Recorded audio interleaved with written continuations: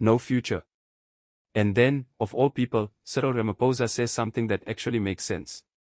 South Africa's most passive president, known more for polite inaction than decisive leadership, has done something nobody expected. Not his cabinet. Not his political enemies. Not even his advisors. Out of nowhere, Cyril Ramaphosa stood up, straightened his tie, and made a decision that could fundamentally change the country's economic direction. He wants South Africa to stop exporting raw minerals and start processing them locally.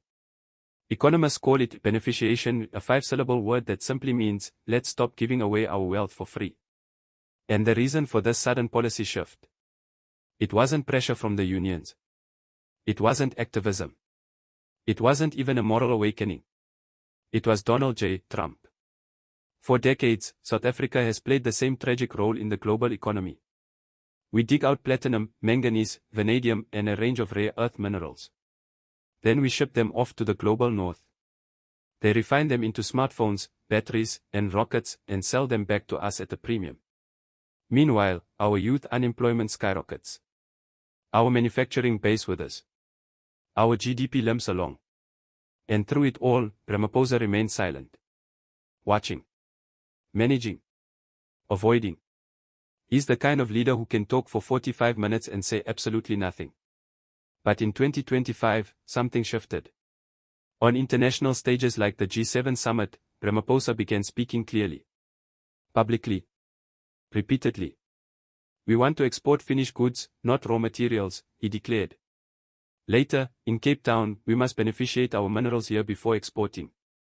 People thought it was a parody at first, a meme, maybe. But it wasn't. It was real. So what changed? The answer doesn't lie in Pretoria, but in Washington, D.C., more specifically, in Donald Trump's trade war tantrums.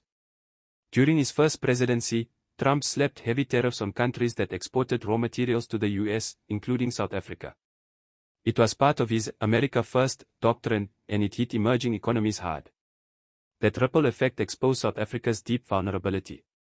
We had built an entire mining economy on the assumption that the world would always buy our raw ore. But once tariffs hit, and international buyers got picky, our export model looked laughably fragile. When the rules changed, we had nothing left but dust and retrenched miners. And then came the international humiliation. European and Asian trade delegates reportedly told South African negotiators, even Rwanda is refining now. What's your excuse? That stung. Because we like to think of ourselves as a sophisticated player, Africa's industrial giant. But in truth, we were behaving like a 19th century colony with 21st century excuses. That embarrassment finally lit a fire under Ramaphosa. This wasn't about ideology. It wasn't about vision. It wasn't even about pressure from local stakeholders. It was about the horror of being left behind.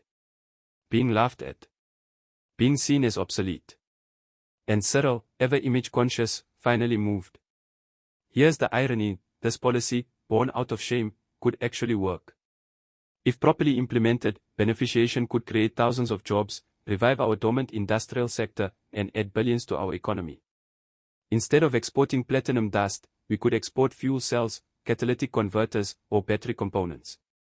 For the first time in decades, South Africa might actually own part of the value chain, not just the holes in the ground. But, and this is a big but, it all depends on follow-through. Without infrastructure investment, anti-corruption measures, and enforcement, this bold new plan could die the same slow death as every other strategic framework in South Africa's political graveyard. Still, something important happened. In January 2025, under the hot Cape Town sun, Ramaphosa said a sentence with clarity and urgency: we must beneficiate minerals here. It may have been the most direct thing he's said in years. No commissions. No white papers. No softly mumbled promises. Just a policy. With teeth. And somehow, it took a billionaire narcissist across the ocean to scare Cyril into action. Donald Trump's chaos forced South Africa's commerce president into doing something useful, maybe even bold. So now, we are left with the question: was this the beginning of Ramaphosa's redemption?